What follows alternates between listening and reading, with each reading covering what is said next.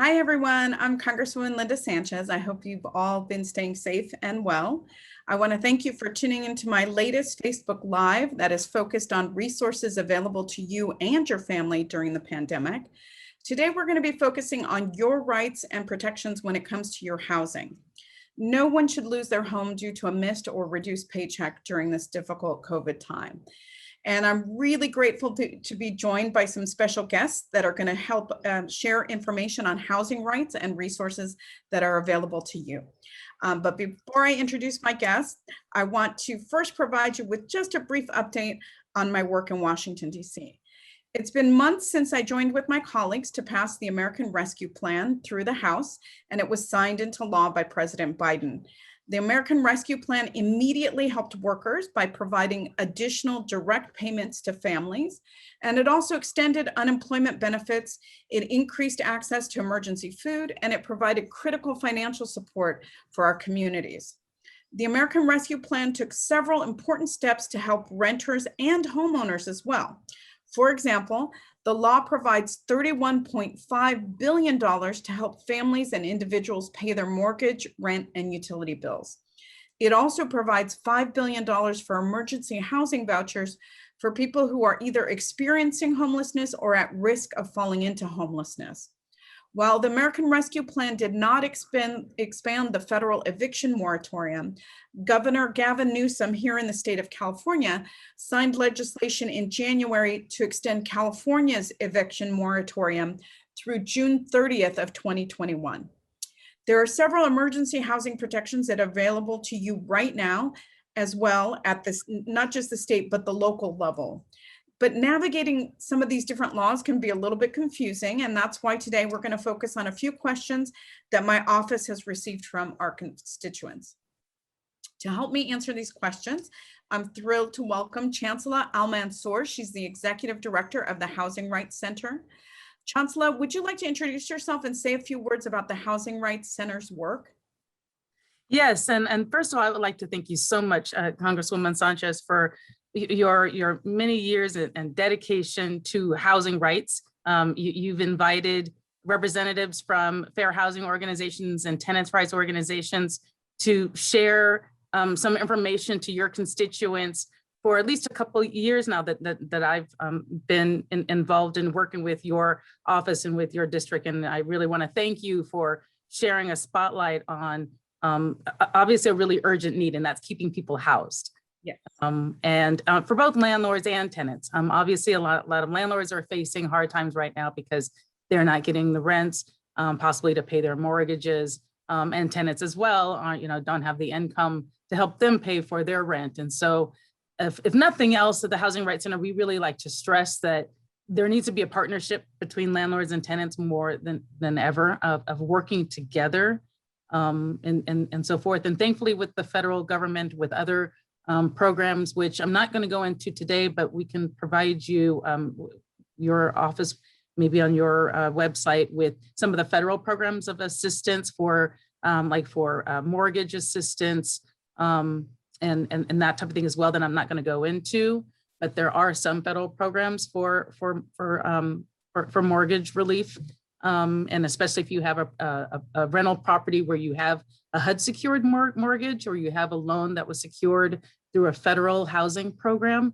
There are extra things for you as well. And there's also extra protections for tenants as well who live in those properties, extra eviction protections as well. And then, and just generally for tenants, because now I think about it, I wasn't really, and I'm sorry, I'm kind of going right into my topic a little bit, but just one other a quick thing. I am going to talk a little bit about tenants who live in subsidized housing as well, and some of the protections they have.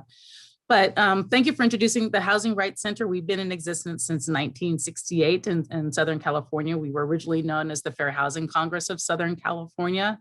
We are one of many fair housing organizations that your constituents can contact for free information about their rights, both about their fair housing rights in terms of being free from discrimination. Obviously, our fair housing laws protect everybody. Everybody is protected under their fair housing laws. To be free from discrimination based on race, religion, disability, whether or not you have children, whether or not your sexual orientation, their immigration status, There's a lot of people, there are a lot of different rights that we are very fortunate to have in California. And so I welcome you to go to the housingrightcenter.org website, where we have a lot of information, more information about what tenants' rights are that obviously we won't have time to get into today. But please go to the housingrightcenter.org website, where you can get more information about your rights under the federal law, under local law, and under state law, because there are a lot of different laws that both give tenants rights, but also explain to landlords what their responsibilities are under the law as well. And so I guess the final thing I'll say in my introduction is that I welcome everybody to go to the website and to contact us if you want any more information about any of the laws, federal, state, or local laws that protect tenants basically from eviction. Thank you. It's great to have you with us again. I do want to get to some frequently asked questions, but I also want to give you the opportunity to introduce our second guest that's going to help answer some questions. If you would do the honors of introducing him, and then maybe one or both of you can speak to some of the concerns that you hear most often, or that your organization is hearing about as it relates specifically to COVID-19. Yes. So also in this meeting, we have Javier Beltran. Javier is our Executive Deputy Director at the Housing Rights Center. Javier has been doing eviction defense and tenants' rights work for many years. And he's in this meeting to answer any detailed questions that even maybe I don't know, because he's basically the expert on a lot of these, especially the changing eviction defense laws. A lot of laws have been changing and amended, as landlords and tenants know, basically starting from 2019, when the laws start changing. So Javier, why don't you also just say hello and maybe say a couple of things that you will be talking about during our meeting today. Yeah, thank you, Chancela, and good morning, and thank you, Congresswoman Sanchez, for the opportunity to be in this interaction with the community in Orange County.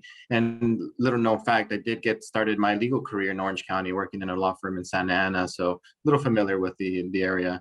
And so, but what here I'm talking about today is going to be about kind of what are the next steps that tenants face in regards to moving forward beyond, hopefully beyond there's no protections for tenants beyond what is in place now, right? So under state law, federal law, there are protections that provide for tenants, but if those are not extended or moved beyond what the dates that are set to expire, which is June 30th, then what happens to those tenants? And so that's what I'll be covering today. Okay, great. Thank you, Javier, for joining us. Now let's go ahead and tackle some of the most frequently asked questions that our office receives from residents of our district. What are some steps that tenants should take in preparation of the eviction moratorium expiring next month? Thank you.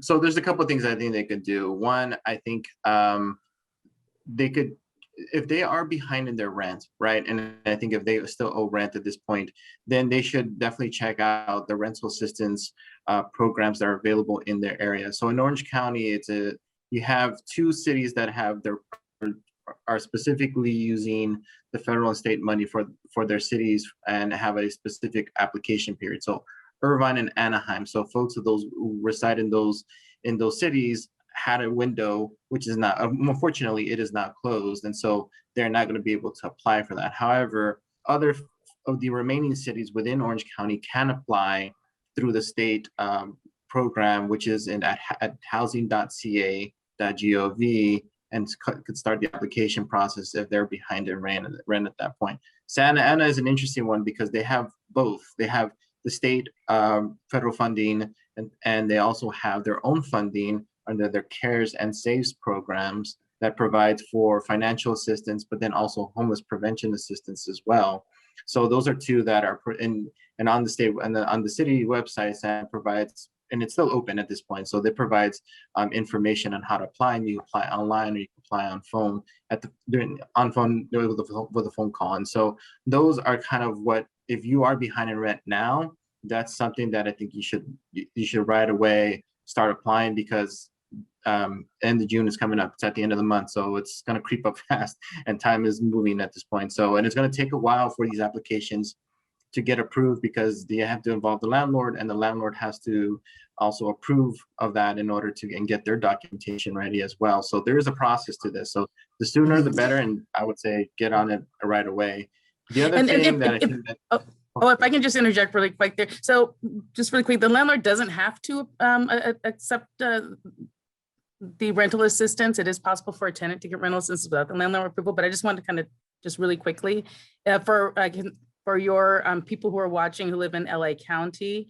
Yeah, the bulk of the folks from my district are from LA County. Exactly. So LA, so those people will go to the state is administering all the rental assistance program for LA County on the housing. And right, there's so many different websites and links. If people go back to the housingrightscenter.org website, we'll try to have all these links there and available for people. But basically the state is administering applications for LA County residents, and they can still apply. That application window is still possibly open, although it is very it is very difficult to get through, because they're already processing a lot of applications. But the Housing Rights Center is one of the nonprofit organizations that is partnering with the state to get that information out there to tenants, that they are still accepting applications for emergency rental assistance under the state.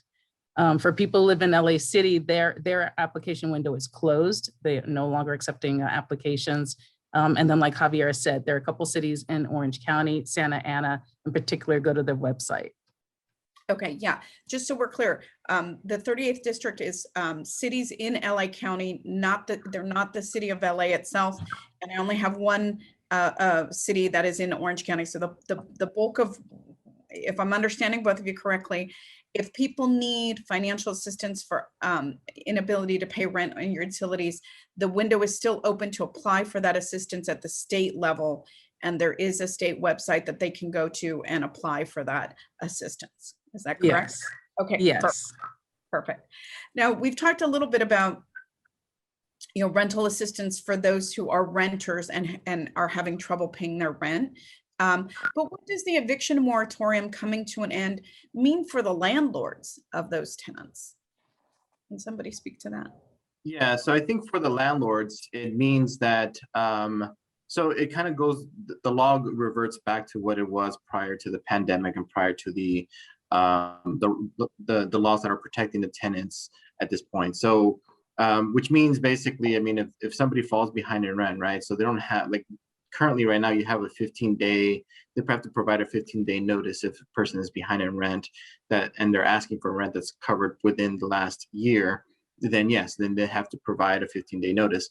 After starting July 1st, and if a person's behind as of July 1st, they don't have to provide a 15-day notice no longer. They have to provide just a 3-day notice for non-payment if that's the issue, that if it's a non-payment. So those things are going to revert back to what they were before the laws, and so they could proceed with an eviction.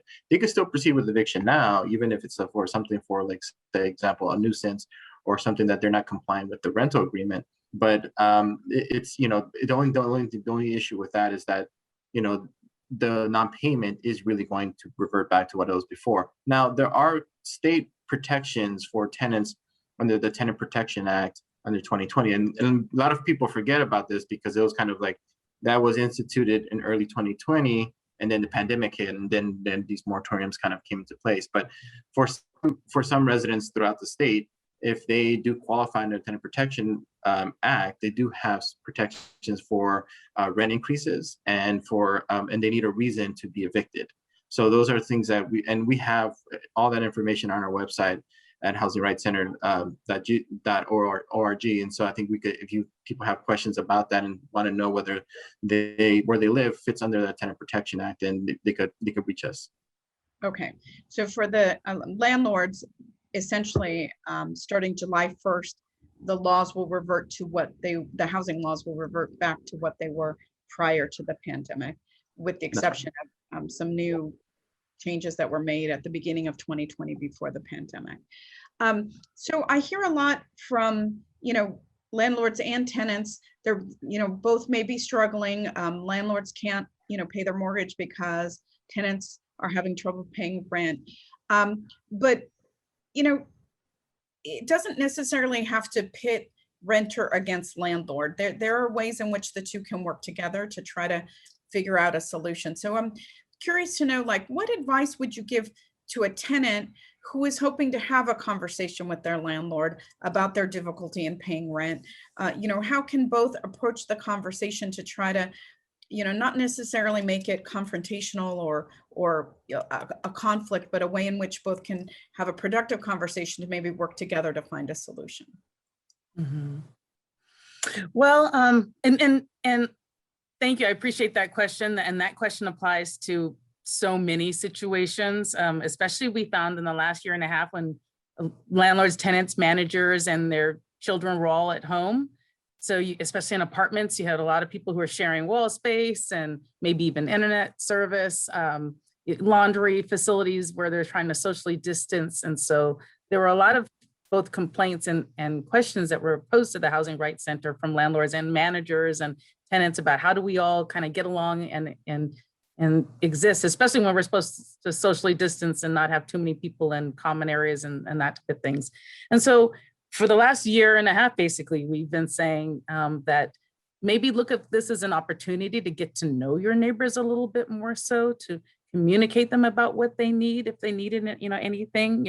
Months ago we were saying connect with your elderly neighbors, see if they need you to go to the store, so about that. Maybe do an arranged schedule in the laundry room so that everybody's not there at once, and so forth. And managers, the same thing when they send inspectors or somebody to the units. Be conscious that they may not want you in the unit. And so forth, give them more notice than you would normally give. If it's not an absolute emergency, know that everybody's really stressed out right now. So, telling somebody that the water is going to be shut off from 7 to 5 p.m., 5 days in a row, if it's not necessary, is not something you should do, because, we're all home right now and kind of, struggling to get along. And even still, even once people are back in school, and it's still almost summertime, kids are going to be back home, and that type of thing. And so, again, this is a time everybody a lot of people are dealing with a lot of tensions, a lot of stress right now for a lot of different reasons. And so we ask everybody to kind of take a step back, take a breather, not approach the situation about what the problem is at hand, but approach it about something else at first. Initially, maybe share a recipe or something like that, something about, a plant, or even a nicety as kind of, that may, as nerdy as that may sound, to like start with a nice gesture first, that goes a long way, than to immediately go to your tenant saying, why haven't you paid rent? Or to your landlord saying, why haven't you done, something, for me? So just asking that everybody kind of take a step back, take a breather, understand, be empathetic, understand what the other person is going through. I constantly remind tenants, because I think tenants also oftentimes don't understand that their rent may go towards paying their landlord's mortgage, and their landlord may really rely upon their rent towards paying their basic needs and necessities, such as their housing. And so maybe that's why they're stressed out at the time. And then the same thing as landlords as well, is to know that while a lot of landlords think of the rental property as their property, and as tenant is basically just a lodger, which is true, obviously legally, it's the landlord's property, but for a tenant, it is their home. And oftentimes tenants don't think of their apartments as a transitory place where they're only going to be for a few months, and before going to their big, first time house, especially right now in this market where it's so hard to buy a home. A lot of tenants see their apartments as their homes. So both ask for that mutual respect of tenants seeing their apartments and treating their apartments as their homes. The landlords just understanding that as well, and understanding that we all need to kind of work together, because nobody wants to see people out on the streets. Nobody wants to see an increase of homelessness in their communities. A lot of people want to blame the government for homelessness problems. And the government definitely has a responsibility in it, but a lot of it is everybody, every person as well, to help out their fellow neighbor, their tenants, their somebody in their family as well. Thank you. Always good to keep in mind sort of mutual respect and, trying to approach things from, gestures of goodwill rather than animosity. I want to give you all an opportunity again to give folks website information or telephone information about where people who are experiencing problems can get either other resources or have additional questions answered. And I'm going to start with my office. We welcome any questions that you might have that we didn't answer today. You're always welcome to call our office. Our office number is 562-860-5050. And Chancela and Javier, I want to give you guys an opportunity again to let folks know about other resources, organizations, or agencies that people can turn to if they need support or have questions. Thank you. So I'll start with the Housing Rights Center contact information, and then maybe Javier can provide the Stay Housed information. So at the Housing Rights Center, please contact us at 1-800-477-5977. That's 1-800-477-5977. You can also email us at info@housingrightcenter.org. So if you send an email to info@housingrightcenter.org in any language, we will respond either by email or by telephone. And if you put in there that you want to be called back in a certain language, we're going to have somebody call you back in that language as well. So you can please contact us. We provide free general information to landlords and to tenants about what their rights and responsibilities are under all the laws, from everything from state law that has to do with repairs, habitability issues, security deposits, notices, and that type of thing, to fair housing laws in terms of whether or not you can evict a tenant based on a certain reason or not. And we also, as I said, provide that. We also provide trainings to managers as well. We call them fair housing certification trainings, 2 to 3 hour trainings where you can be certified, where a landlord can send their employees so that they learn a lot of these laws to prevent them from getting into trouble, and also to make sure that they treat their employees adequately and under the law as well. So please contact the Housing Rights Center at housingrightcenter.org for more information. Javier, do you want to share some information about Stay Housed LA? Yeah, so I'll briefly talk about Stay Housed, and then I'll mention another website where tenants can get some help in regards to a COVID-19 distress declaration. That is a requirement if they get a notice within the next month regarding their rent. But stayhousedla.org, and that's just one word. It is a website that provides tenants living in Los Angeles County the opportunity to get legal assistance from either counsel advice or some sort of limited scope assistance or actual representation in court if they're facing an eviction. And so that covers the entire LA County, from Lancaster all the way down to, I think, La Mirada, I think is still in LA County, so if I remember correctly. So and that is a website that is just user friendly. You go in there, type in what you need and what kind of assistance you need, and then they'll get connected to you'll get connected to a legal service provider. And there's currently 10 legal service providers in LA County that are providing assistance through that website. And then also you could get connected to a community-based organization that provides either a workshop or a clinic on legal issues that are like pre-eviction, and also empowers the tenant in order to know more about the landlord-tenant laws in where they live and within the county and even through the state. So, and a lot of it is right now is focused on COVID-19. So that's one thing that provides a lot of help. And there's also a phone number, and I'll give that to you. It's a 1-888-694-0040, and that is the number. If for some reason there's a divide and you don't have access to the internet, then you could call directly in, and then that way they could provide, you could be input into the system and then get connected to a legal service provider or community-based organization. So that is, it's a new program. It started due to the emergency of COVID-19. We're hoping to continue that beyond COVID-19. So that's the hope. And also, just for those folks who have not done a COVID-19 distress declaration regarding the fact that they have some kind of they've been impacted by COVID-19 and are unable to pay the rent, then I would recommend them that they do provide that declaration. And so they may need assistance on that.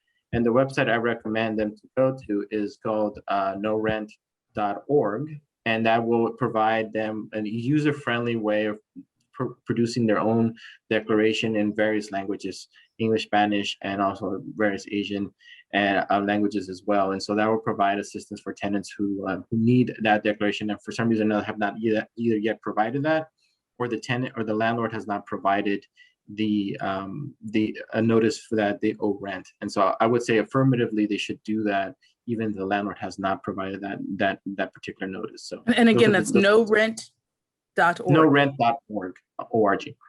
Perfect. Well, thank you both. That's all the time we have today, but I want to thank you both for being here to answer questions and provide information on additional resources or assistance for folks.